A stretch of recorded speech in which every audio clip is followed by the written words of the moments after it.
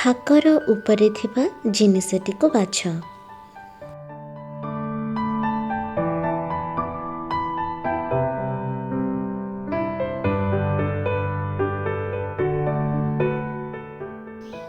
ଗଛ ତଳେ ଥିବା ଜୀବଟିକୁ ବାଛ।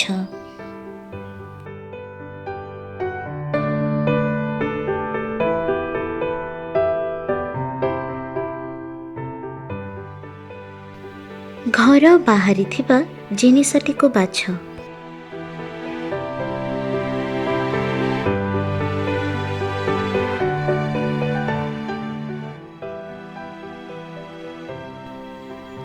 ଖଟ ତଳେ ଥିବା ଜୀବଟିକୁ ବାଛ।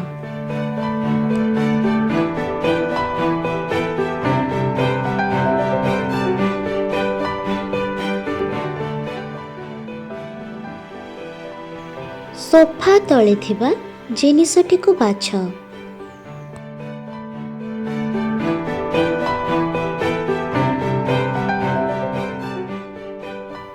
ଫୁଲ ଗଛ ତଳେ ଥିବା ଜିନିଷଟିକୁ ବାଛ।